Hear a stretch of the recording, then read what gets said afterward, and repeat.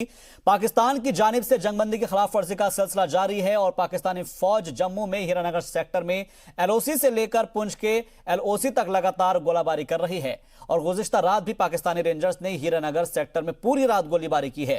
BSF की जवाबी कार्रवाई से सुबह 7 बजे पाकिस्तानी गोलीबारी थम गई है, लेकिन पाकिस्तानी फोर्सेस के दागे हुए मोर्टार से कई रिहायशी इलाकों को नुकसान पहुंचा है। गनीमत यह रही कि कोई जानी नुकसान नहीं हुई है, लेकिन पुंछ के शाहपुर केरनी सेक्टर के शहरी इतने खुशकिस्मत नहीं रहे हैं क्योंकि पुलवामा हमले की बरसी पर पाकिस्तानी फौज ने शाहपुर इलाके की मस्जिद पर उस वक्त मोर्टार दागे जब वहां पर जुमे की नमाज के लिए आजान हो रही थी। गोलाबारी में मस्जिद को काफी नुकसान पहुंचा है और वहां पर नमाज अदा करने के लिए आए नमाजी बदरुद्दीन शहीद हो गए हैं, जबकि 3 नमाजी जख्मी हो गए। पाकिस्तानी फौज ने लंबी दूरी तक मार करने वाले 120 mm के मोर्टार दागे हैं। फौज की जवाबी कार्रवाई के बाद पाकिस्तान की गोलीबारी रुक पाई है, लेकिन सवाल हमेशा की तरह यही है कि आखिर कब तक पाकिस्तान अपनी नापाक हरकतों से बाज आएगा। जी मीडिया नुमाइंदे राजू केरनी हमारे साथ मजीद अपडेट के साथ जुड़ गए हैं। राजू, सबसे पहले आपसे जानना चाहेंगे कि किस वक्त का ये पूरा मामला है और इस हमले के बाद से क्या गोलीबारी अब रुक गई है पूरी तरीके से या लोगों के अंदर जो खौफ है वो अभी भी बरकरार है?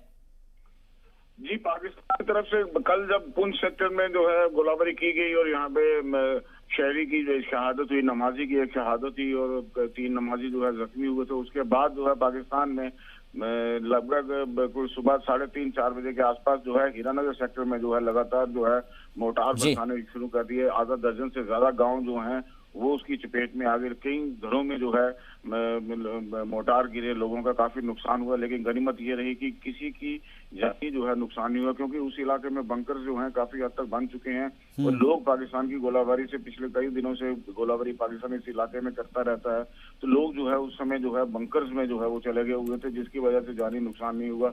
लेकिन अगर माली नुकसान की बात करें तो काफी माली नुकसान हुआ। बीएसएफ ने जब जवाबी कार्रवाई की, इंटरनेशनल बॉर्डर का इलाका जहाँ पर बीएसएफ तैनात होती है, तो बीएसएफ ने जब जवाबी कार्रवाई की तो उसके बाद सुबह 7 बजे के करीब जो है गोलाबारी थमी है, लेकिन उसके पूरे गांव की जो आधा दर्जन के करीब जो कठुआ के जो हीरानगर सेक्टर का जो इलाका है वहाँ पर आधा दर्जन गाँव जो है गोलाबारी की जो चपेट में आए रहते हैं, वहाँ पे लोगों में काफी दहशत है। तो अगर पुंछ की बात करें तो उस इलाके में तो लगातार पाकिस्तान कई दिनों से गोलाबारी कर रहा है। हम बात करें तो इंटरनेशनल बॉर्डर में कठुआ से लेके कठुआ के हीरानगर से लेके पुंछ के लाइन ऑफ कंट्रोल में पुंछ के शाहपुर केरनी सेक्टर तक पाकिस्तान की तरफ से पिछले लगभग जो है पिछले कई दिनों से जो है लगातार गोलाबारी हो रही है। लेकिन एक चीज समझना चाहेंगे कि जहां पर ये मोर्टार दागे गए हैं वहां पर कहा जा रहा है कि नमाजियों को उससे नुकसान पहुंचा है जो उस वक्त वहां पर मोर्टार दागे गए हैं। क्या रेंज जो है वो बढ़ा दी गई है और उसको रोकने का कोई इंतजाम नहीं है? क्योंकि अमूमन हम देखते हैं जब भी आपसे बात करते हैं तो इस तरह की तस्दीक होती है कि इस बार जो है ज्यादा दूर तक फायरिंग की गई है, गोलाबारी की गई है, मोर्टार वहां पर पहुंचे हैं और जो अब की जो खबर है कि नमाजी को भी नुकसान पहुंचा है, वो हलाक हो गया है। क्या उसको रोकने के लिए कोई मरकजी हुकूमत की तरफ से कोई इकदाम किए जा रहे हैं? जी, उसका जो इक़दाम है वो यही है कि भारत की तरफ से जब जवाबी कार्रवाई की जाती है तो उसी जो कैलिबर का वेपन यूज किया जाता है, क्योंकि पाकिस्तान की तरफ से आमतौर पर देखा गया कि अब पाकिस्तान ने लंबी दूरी वाले हथियार जो है वो यूज करना शुरू किया गया है, जिसमें 120 mm मोर्टार जो है उसमें उससे वो दागे जाते हैं। और उसके अलावा पाकिस्तान कई जगहों पे जब हमारे पिछले दिनों हमारे एक जवान शहीद हुए थे तो आर्टिलरी फायर जो है, आर्टिलरी गन जो है जो तोपखाना जैसा होता है, तो खाने का जो है वो आर्टिलरी फायर जो है वो भी पाकिस्तान जो है वो करने पे से गुरेज नहीं करता और शहरियों को निशाना बनाता है। तो कल का जो है मोर्टार दागे गए हैं, तो उसके साथ साथ आर्टिलरी फायर भी किया गया जिसकी रेंज दूर तक होती है। तो उसको ये भी पता है कि इस पूरे इलाके में जो है तकरीबन जो है मुस्लिम पॉपुलेशन जो है वो यहाँ पे रहती है, क्योंकि पीओके का इलाका है, आधा उस तरफ है आधा इस तरफ है। तो यहाँ पे लोग उस समय 1:30 बजे का टाइम था जब ये अजान और नमाज का टाइम था, तो उस समय जो पाकिस्तान ने गोलाबारी की उसमें ये एक नमाजी जो है ये शहीद हो गया, 3 नमाजी जख्मी हुए हैं और खुदा का घर जो है मस्जिद जो है उस इलाके की जो है उसमें जो है उसको नुकसान पहुंचा है। और क्योंकि मैं आपको बता दूं लाइन ऑफ कंट्रोल का ये नजदीक का इलाका है और बिल्कुल नजदीक का इलाका है और ऐसे में यहाँ के लोगों में खौफ होना लाजमी है। बहुत बहुत शुक्रिया हमसे बातचीत के लिए। मजीद अपडेट के लिए राजू केरनी आपका। डीजीपी दिलबाग सिंह ने नई दिल्ली में मरकजी वजीर डॉक्टर जितेंद्र सिंह से मुलाकात करके मरकज के जेर इंतजाम जम्मू कश्मीर में सिक्योरिटी के मंजरनामे की तफसीलात फराहम की है। पुलिस डीजीपी ने बताया है कि साल 2020 में अब तक गुज़िश्ता साल के बिलमुकाबिल दहशतगर्दाना हमले में 60% की कमी पाई गई है। उन्होंने कहा कि हाल में कानून इंतज़ाम की हालात में कोई बड़ी परेशानी नहीं है। दहशतगर्दों से तसादुम की जगहों पर पत्थरबाजी के वाक़यात में भी कमी आई है और उन्होंने कहा है कि इस साल 13 फरवरी तक 20 दहशतगर्दों को मार गिराया गया है, 4 को गिरफ्तार किया गया है। इसके अलावा श्रीनगर में ग्रेनेड हमलों में शामिल 12 दहशतगर्दों को भी गिरफ्तार किया गया है। इसके अलावा 43 ओवरग्राउंड वर्कर्स भी गिरफ्तार किए गए हैं। डॉक्टर जितेंद्र सिंह ने सलामती दस्तों, खासतौर से जम्मू कश्मीर पुलिस और नीम फौजी दस्तों और फौज के आपसी कोऑर्डिनेशन की तारीफ की है। उन्होंने इस बात पर भी इत्मीनान जताया है कि एलजी इंतजामिया में कोई भी बड़े कानूनी इंतजाम की और उसके निज़ाम की परेशानी पैदा नहीं हुई है।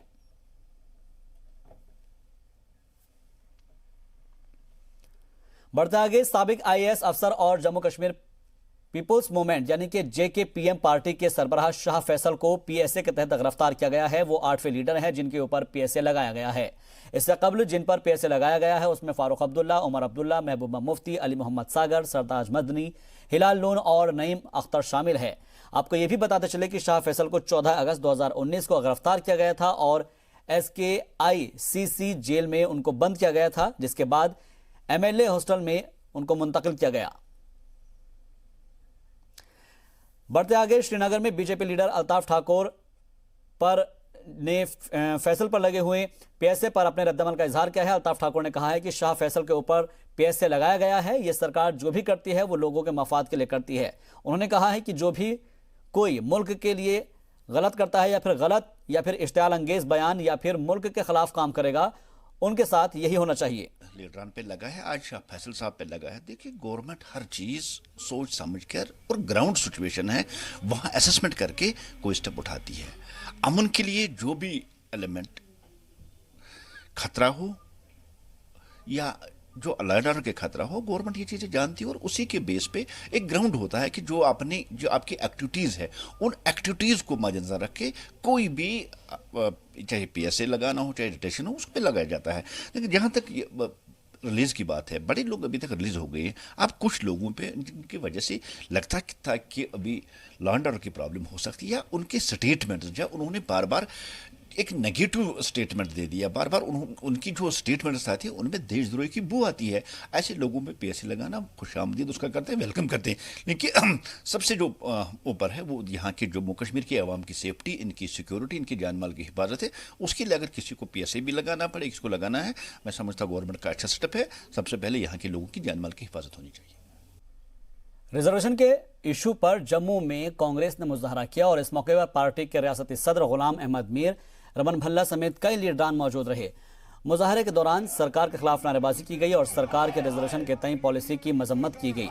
इस मौके पर सरकार को रिजर्वेशन बताते हुए गुलाम अहमद मीर ने इस मौके पर कहा कि सरकार पिछड़े तबकों और दलितों के खिलाफ है और उनकी पॉलिसी से वाज़ेह है कि सरकार रिजर्वेशन को खत्म करना चाहती है, जबकि रिजर्वेशन आइन के तहत ही दिया जाता है। उन्होंने कहा कि कांग्रेस कभी भी सरकार की इस मंशा को पूरा होने नहीं देगी।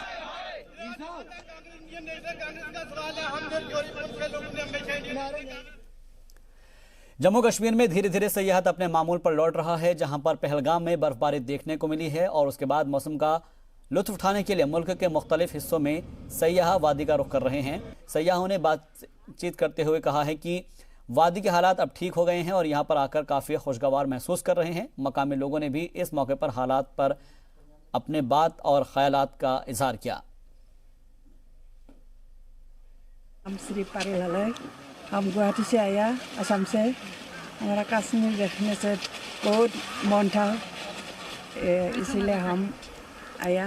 बहुत खुश हुआ हम आने से, बहुत फल लगा, बहुत अच्छा लगा। कैसे लगे यहाँ के लोग? ऐसे लोग बहुत अच्छा, बहुत खुश है, हमारा दिल खुश हो गया। यहाँ से जाने के बाद अपने फ्रेंड्स को, अपने रिलेटिव्स को क्या बोलेंगे आप? हम बहुत बहुत धन्यवाद देना पड़ेगा उस लोगों को। पहलगाम में सड़कों पर से बर्फबारी नहीं हटाई गई तो लोग खुद ही सड़क पर निकल पड़े हैं और टूरिस्ट को राहत पहुंचाने की खातिर सफाई के काम में लग गए हैं। पहलगाम के सर्किट रोड पर बर्फबारी की वजह से काफ़ी फिसलन हो रही थी और इंतजामिया की जानिब से बरवक्त सफाई नहीं करने की वजह से लोगों को चलने में दुश्वारियों का सामना करना पड़ रहा था। लिहाजा मकामी नौजवानों और लोगों ने खुद ही बर्फ हटाने का काम किया और रास्ता साफ किया। 3 किलोमीटर एक गाँव है गिनीज बाग, यहाँ का जो रोड सिस्टम है ये बेकार कर दिया है उन्होंने, क्योंकि यहाँ पे जेसीबी लगाए उन्होंने बर्फ उठाने के लिए, हाँ। जबकि उसने बर्फ साफ नहीं उठाया। आप अपनी आंखों से देख सकते हो इसका हाल क्या है। कहाँ पे आप इस वक्त बर्फ साफ कर रहे हैं? यहाँ हम मेन मार्केट पहलगाम में सर। पता नहीं कितनी बार दिन में कमर तोड़ेगा, लेकिन ये इतनी सख्त यख जो है, इस पर ना तो कोई नमक का छिड़काव है, ना ही कोई बेलचे से इसको उठा रहा है, ना कुछ हो रहा है। सिर्फ मशीन से वो दब गई है 1-1 फुट 1.5 फुट बर्फ, तो ये सर्कल रोड पूरा चलने के काबिल नहीं है। गैर मुल्की सियासतदानों के कश्मीर दौरे पर अपोजिशन ने एक बार फिर से सवाल उठाए हैं। अपोजिशन का कहना है कि जब गैर मुल्की कश्मीर का दौरा कराया जा रहा है उनको, तो अपोजिशन के लीडरान को वहां पर जाने से क्यों रोका जा रहा है। इससे पहले मरकजी हुकूमत के 37 वज़रा ने भी जम्मू कश्मीर का दौरा किया था।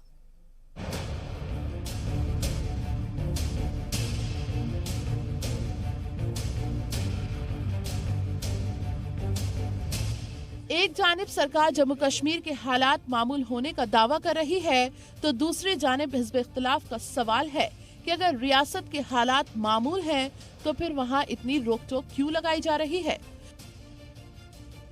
जम्मू कश्मीर के 3 साबिक वज़राए आला फारूक अब्दुल्ला, उनके बेटे उमर अब्दुल्ला और पीडीपी की सदर महबूबा मुफ्ती को पब्लिक सेफ्टी एक्ट के तहत हिरासत में रखा गया है। पीएसए के तहत किसी को भी बगैर ट्रायल के 2 साल तक हिरासत में रखा जा सकता है। वहीं सरकार बार बार यही दोहरा रही है कि जम्मू कश्मीर के हालात पूरी तरह से मामूल हैं। वजीर दाखिला अमित शाह पार्लियामेंट में भी कह चुके हैं कि कश्मीर में किसी भी तरह की कोई दिक्कत नहीं है। हिज़्ब इख्तिलाफ का कहना है कि गैर मुल्की सफीरों को बुलाकर कश्मीर का दौरा कराया जा रहा है। अगर सब कुछ ठीक है तो हिज़्ब इख्तिलाफ लीडरान को कश्मीर जाने से क्यों रोका जा रहा है। गुज़श्ता बरस अगस्त में कांग्रेस लीडर राहुल गांधी समेत हिज़्ब इख्तिलाफ के कई लीडरान के वफ्द को श्रीनगर एयरपोर्ट से लौटा दिया गया था। इससे पहले मरकजी हुकूमत के 37 वज़रा ने भी जम्मू कश्मीर का दौरा किया था। इनमें से 30 वज़रा वजारत दाखिला को अपनी रिपोर्ट सौंप चुके हैं। उस रिपोर्ट को वजीर आजम दफ्तर भी भेजा जा चुका है। कश्मीर के मामले में सुप्रीम कोर्ट ने भी सरकार को नसीहत देते हुए कहा था कि उसे आजादी और सिक्योरिटी में बैलेंस बनाए रखना होगा। सुप्रीम कोर्ट ने इंटरनेट की पाबंदी पर भी नाराजगी जताई थी। ब्यूरो रिपोर्ट, जी मीडिया। और साथ ही आपको याद होगा कि तुर्की के सदर ने जो बयान दिया है उसकी हर तरफ मजम्मत हो रही है, जिसके बाद उनके बयान पर रद्दमल सामने आ रहे हैं। बीजेपी के सदर अल्ताफ ठाकुर ने कहा है कि तुर्की के सदर को चाहिए कि वो उस मुल्क का साथ ना दे जहां पर दहशतगर्दी उरूज पर हो। देखिए, इंटरनेशनल कम्युनिटी में हर जगह और हर फोरम में अब तक पाकिस्तान रसवा होता चला आया। अब तुर्की जैसा एक मुल्क उसका समर्थन करता है, उससे मुझे नहीं लगता कोई फर्क पड़ने वाला। लेकिन इंटरनेशनल फोरम पे जो पाकिस्तान की इमेज है वही तुर्की की इमेज भी है। दोनों की कंडीशन सेम है। वो इसका समर्थन करे, उससे हालात बदलने वाली नहीं है। जो आज का आधुनिक भारत है उसमें तुर्की पाकिस्तान का समर्थन करता है, कोई फर्क पड़ने वाला। लेकिन तुर्की को ये बात भी समझ लेनी चाहिए कि ये वही पाकिस्तान है जो अजहर मसूद जैसे लोगों को यहाँ भेजता है। जो कल का जो अटैक, कल जिसमें 1 साल पूरा हुआ, जहां 40 से ज्यादा सीआरपी जवान शहीद हुए, जहां हजारों की तादाद में हमारी सिक्योरिटी फोर्सेस, जहां लाखों की तादाद में हमारे आम शहरी मारे गए, कत्ल किए गए। तुर्की को यह बात भी समझ लेनी चाहिए कि किसी भी हालत में दहशतगर्द और दहशतगर्द कंट्री को सपोर्ट नहीं करना चाहिए। मरकजी और रियासती हुकूमत की लाखों कोशिशों के बावजूद भी आज भी मुल्क के कई हिस्से ऐसे हैं जहां पर तालीम और शिक्षा हासिल करने वाली सहूलतें नहीं हैं। पुंछ जिले के मेंढर के दूर दराज का ठेरा गांव, जहां पर स्कूल की दास्तान आपने आप जो है बदहाली के आंसू बहा रही है और आज तक ये स्कूल इंतजामिया और सरकार की तवज्जो का मोहताज है।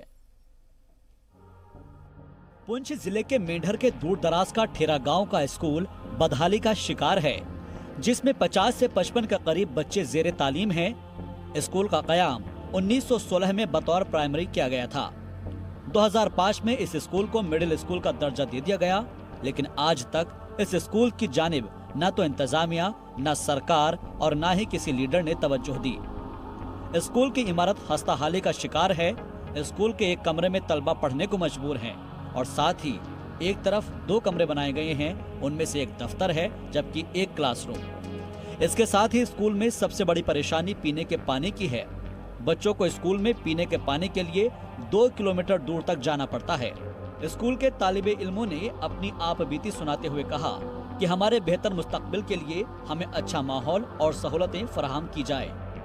स्कूल में हमें बहुत परेशानी है, जैसे हो कि ये हमारे खेलने के लिए ग्राउंड नहीं है, तो स्कूल की बिल्डिंग नहीं है और पीने का पानी नहीं है, तो क्लासरूम भी नहीं है। बारिश होती है हम यहीं पे बैठते हैं बाहर, तो बारिश होती है क्लासरूम में कुछ बच्चे भेज देते हैं अंदर, वहाँ पे भी जगह नहीं होती। मैं ऐसे लगता तो नहीं है मैं डॉक्टर बन पाऊंगा, अगर स्कूल के हालात ठीक हो तो डॉक्टर बन। ये हमारे स्कूल की हालत क्या, हम बड़े दूर से आते हैं, हमारे स्कूल में पानी नहीं है, हम बड़े दूर से लाते हैं, हम खेलने की जगह नहीं है, हम फर्स्ट से लेके 8 तक अंदर एक रूम में बैठते हैं। स्कूल के हेडमास्टर आबिद हुसैन शाह ने बताया कि इस स्कूल में 3 साल से खदमात को अंजाम दे रहे हैं। यहाँ के हालात के बारे में अपने आला अफसरान को भी आगाह किया गया, लेकिन अभी तक कोई भी नोटिस नहीं लिया गया है। साथ ही उन्होंने बताया कि मजबूरन बारिश में सभी बच्चों को एक ही कमरे में बैठाना पड़ता है। ये तो आपने देख चुके हो कैसी है। हम जब भी आए यहाँ 2-3 साल से, मतलब मेरी ट्रांसफर हुई थी 3 साल से, तो मैं यहाँ हूँ, यही पोजीशन है। बिल्डिंग की देखो कितनी बुरी, मतलब खस्ता हालत है। 2 कमरे हैं, एक में हमने ऑफिस बनाया हुआ है और एक है जो सब बच्चों को वहाँ बैठाते हैं बारिश में, धूप में। पुंछ जिले के मेंढर के ठेरा गांव के स्कूल के बारे में मकामी लोगों ने भी अपने रद्द-ए-अमल का इजहार किया और इस पर तवज्जो देने की बात कही। मैं ये बताता चलूँ कि मैं इसी गांव का हूँ और स्कूल की हालत बहुत पुराना स्कूल है। ये 100 साल से ऊपर हो गया है और बच्चे फर्स्ट से लेकर 8 तक ये मिडिल स्कूल है इस मोहल्ले का। और इसको मैं बताता चलूँ कि आपको स्कूल की कंडीशन देखें, और 100 साल से भी ऊपर हो गया है और बच्चे कुछ बोल रहे हैं हम डॉक्टर बनेंगे, कुछ बोल रहा है इंजीनियरिंग बनेंगे। और ये स्कूल ग्राउंड की भी हालत देखें, ग्राउंड भी नहीं है इन बच्चों के लिए, और स्टाफ पूरा होता है लेकिन बच्चे ग्राउंड है ही नहीं है, बिल्कुल एक कमरे में जाते हैं और इकट्ठे होकर फर्स्ट से लेकर 8 तक इकट्ठे होकर पढ़ते हैं। इस पूरे मामले पर मेंढर के एसडीएम डॉक्टर साहिल जंडियाल से जब बात की गई तो उन्होंने बताया कि आपके जरिए मुझे इसकी जानकारी मिली है, लिहाजा महकमा तालीम के अफसरान से रिपोर्ट तलब करके इस पर फौरन कार्रवाई करने का हुक्म दूंगा। ये आपने जो इशू मेरे नॉलेज में लाया है, इसके बारे में अभी डिप्टी सीओ साहब से भी बात की है मैंने। पिछले दिनों हमने ZDUs के थ्रू जो स्कूल बिल्डिंग जिनकी हालत ख़राब है, जिनको रिपेयर्स की ज़रूरत है, उनकी लिस्ट एक हमने हायर अथॉरिटीज़ को फॉरवर्ड की है, तो उसको हम फॉलो अप करेंगे जल्द से जल्द। स्कूल की भी हालत जैसे कि आपने भी दिखाया है कि इसमें प्रॉब्लम है, बिल्डिंग एक जो तरफ से डैमेज है, दूसरी जो जहाँ फंक्शन कर रहा है वहाँ पे 2 रूम्स ही प्रैक्टिकली अवेलेबल है, तो इसको भी हम दोबारा टेकअप करेंगे ताकि जल्द से जल्द जो भी इसमें हो सके रेनोवेशन का काम या जो भी इसमें एडिशन हो सके वो की जा सके। पुंछ के मेंढर के ठेरा गांव का स्कूल का कयाम 1916 में बतौर प्राइमरी स्कूल किया गया था और 2005 से इस स्कूल को मिडिल स्कूल का दर्जा भी मिल चुका है, लेकिन इस पर तवज्जो नहीं दी गई, जिसकी वजह से यहाँ के तलबा का मुस्तकबिल अंधेरे में है। लिहाजा तलबा के साथ साथ असातिज़ा ने भी आवाज बुलंद की है। जी सलाम के लिए पुंछ से रमेश बाली की रिपोर्ट। वादी की तरक्की के लिए हुकूमत ने हर तरह के कदम उठा रखे हैं और उस पर मरकजी और रियासती हुकूमत दोनों खास तवज्जो भी दे रही है, लेकिन फिर भी कुछ गांव ऐसे हैं जहां पर सहूलतें नहीं पहुंची है, लेकिन लोग उससे फायदा नहीं उठा पा रहे हैं। हालांकि पहुंच तो जरूर रही है, लेकिन उससे फायदा लोग नहीं उठा पा रहे हैं, और वो भी कुछ महकमों और जिम्मेदारान की लापरवाही की वजह से। उन्हीं गाँवों में से एक है जिला रामबन का गोल सब डिवीजन का गाँव मसवा, जहां पर गुज़िश्ता 4 महीने से बिजली नहीं आई है और लोग परेशान हैं। देखिए वहां की तस्वीर।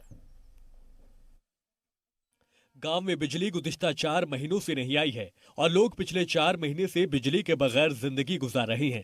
रामबन का मसवा गांव और नायबत एंड जिला हेडक्वार्टर से तकरीबन 60 किलोमीटर दूर है, जिसकी आबादी तकरीबन 500 अफराद पर मुश्तमिल है। यहाँ 25 kV का ट्रांसफार्मर गुज़िश्ता साल 4 नवंबर को खराब हो गया था, जिसके बाद से PGD का कोई भी एहलकार इसको रिपेयर या फिर बदलने के लिए नहीं पहुंचा। हालांकि गांव के लोगों ने इल्जाम लगाया है कि उन्होंने गोल के SDS, रामबन के DDC और PDD, AEE PDD और दीगर मुतालिका महकमे के अफसरान से राब्ता करने की कोशिश की, लेकिन किसी ने हमारी बात नहीं सुनी। 4 महीने से छोटे छोटे बच्चे जो वो अंधेरे में खाना खाते हैं, हमारा कोई बुजुर्ग कोई बीमार होता है, कोई वो अंधेरे में चलते हैं। वो किस चीज की आजादी है? ये हमारे पर ये जुल्म क्यों कर रहे हैं? गवर्नमेंट बिलें भेज रही है, हमारे पर कौन सा जुल्म हो रहा है? ये जाके ये 2 वार्ड है, यहाँ ये पंचायत इंच है लेकिन वार्ड 2 है, वार्ड नंबर 4, वार्ड नंबर 7, इसमें अंधेरा पड़ गया है। कोई बिजली का कोई डिपार्टमेंट, यहाँ हम डीसी ऑफिस में गए, हम एसडीएम के पास गए, लेकिन किसी ने कोई बात यार कराया आ रहा है। 4 नवंबर से ये क्या कहते हैं यहाँ पावर चला गई है, उन्होंने रिपोर्ट भी उनको पता है, एडी के पास भी गए, एक्शन के पास भी गए, उनको फोन भी किया, कोई दोबारा नहीं किया। हमें इस चीज का पता नहीं चलता। रोज खबरें सुन जनाब, ये इंद मोड़ा मासवा, यहाँ पे 500 लोग रहते हैं।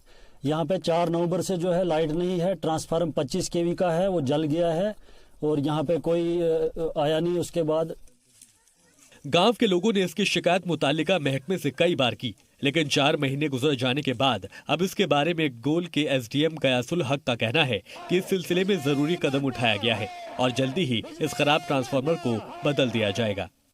रामबन के मसवा गांव और नायबत एंड के लोगों ने गुज़िश्ता 4 महीने तारीकी में गुजारे हैं, लेकिन वो अपनी आवाज उठाते रहे, जिसकी वजह से उनकी कोशिशें रंग लाई और जल्दी ही उन्हें इस तारीकी से निजात मिल जाएगी। रामबन से जी सलाम के लिए राजा रहबर जमाल।